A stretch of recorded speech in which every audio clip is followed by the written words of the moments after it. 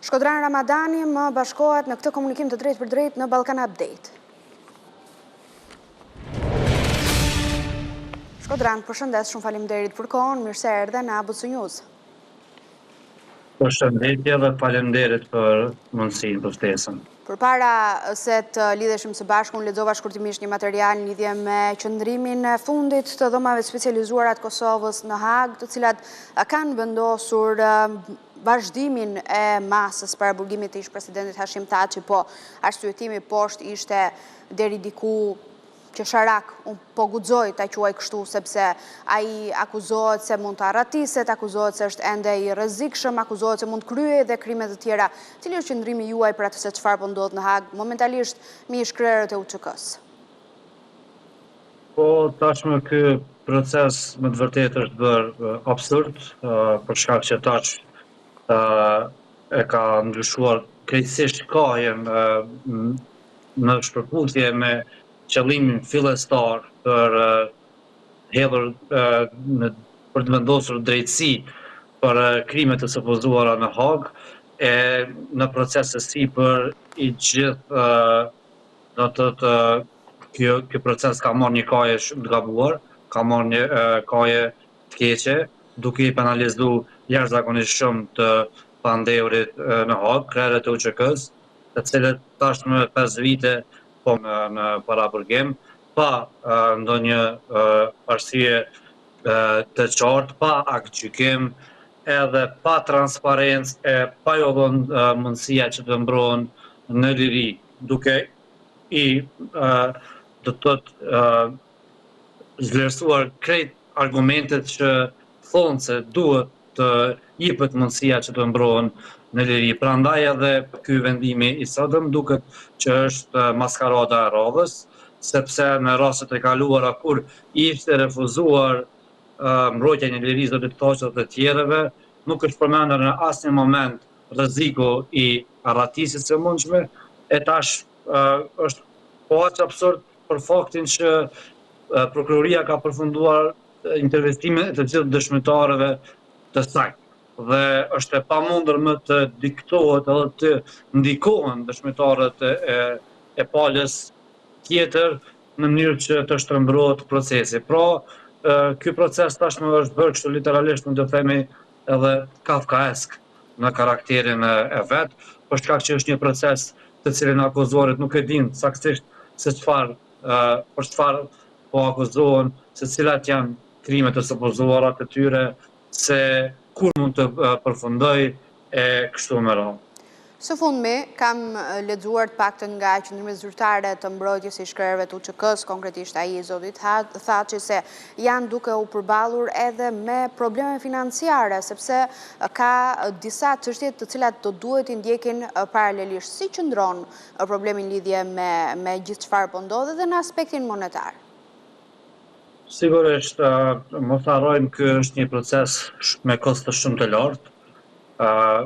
Tribunalet e tilla, gjykatat e tilla normalisht që kërkojnë mbrojtje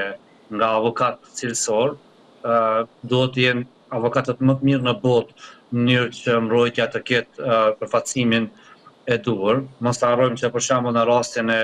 generalit kroat Ante Gotovina, shteti i Kroacisë kishte paguar diku rreth 100 milion euro. Pra një shumë jashtëzakonisht e lartë, po ashtu për 4 të pandehurit krerët të UÇK-s kërkohet një mbrojtje cilësore, normalisht që mbrojtja cilësore është e kushtueshme dhe për këtë arsye ne duhet të garantojmë pagesën në rregull të avokatëve të mbrojtjes. Mos harrojmë që të kaluarën një nga avokatët më të mirë të Thaçit, George Kiho,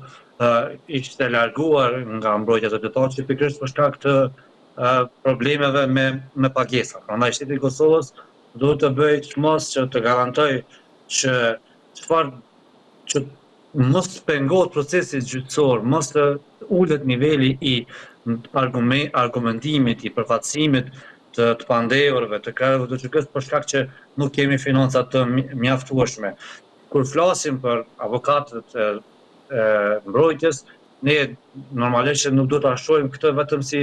një çështje buxhetore, si një shpenzim të rregullt administrativ, po duhet ta shohim si një fush betejë, si një luftë në cilin shteti i Kosovës nuk jep para vetëm për krerët e UÇK-s si emra, si individ, po duhet ta shohim si një betejë, si një luftë ku vetë shteti i Kosovës e ka një prezencë të madhe, dhe ka një hisë të madhe të borës, për shkak që në rast se dënohen krerët e UÇK-s, atëherë nuk është që vetëm ata me fatin e tyre individual e psojnë vendimin nga kjo gjykatë, po duhet ta kemi parasysh që është e gjithë ushtria shqiptare e Kosovës, e me këtë bashkë edhe vetë hija e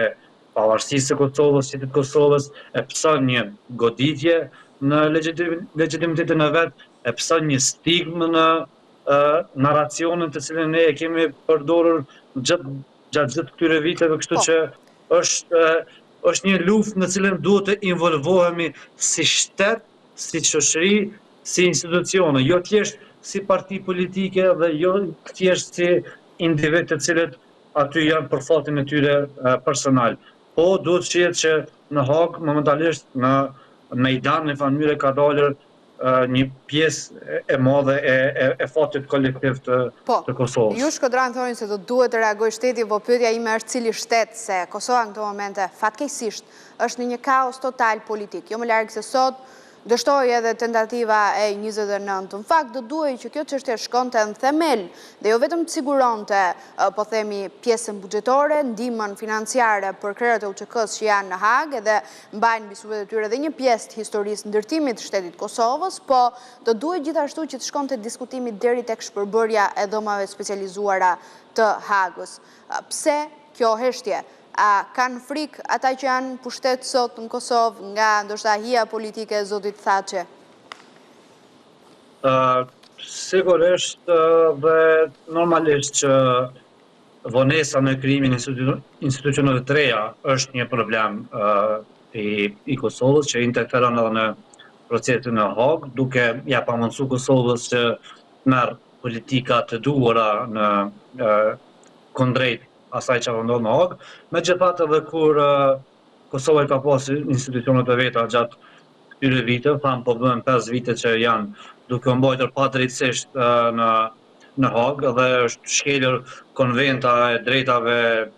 evropiane, domethënë njerëzit, sepse arsyetimet për aborgimin e gjatë janë jo valide dhe ky është një problem serioz që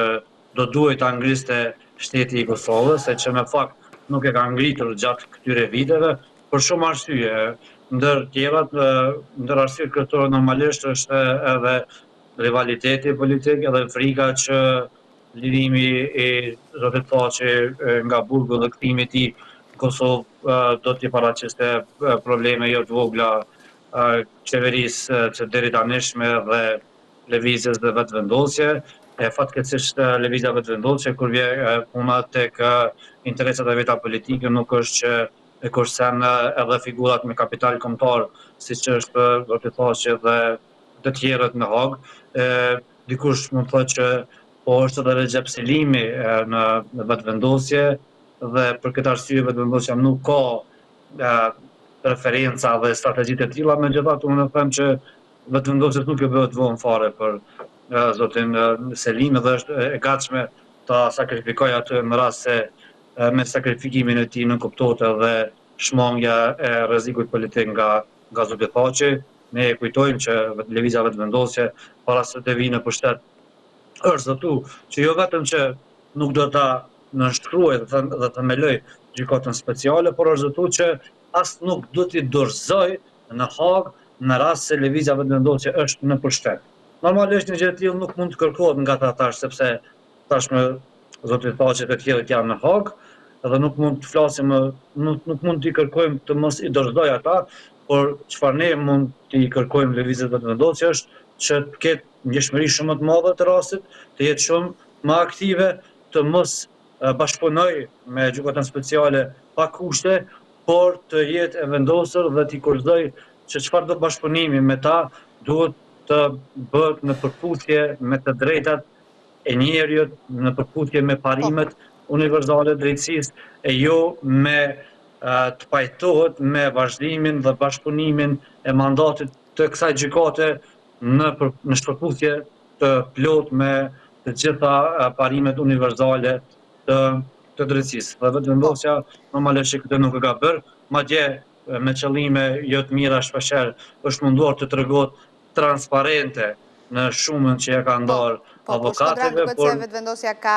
të tjera e kalkulime tani në mendje, paktën për të qëndruar në pushtet. Nuk e dim se me cilin skenar, po nuk ka pasur kohë për të marrë me dhomat e specializuara. E mbyll kështu, ndoshta me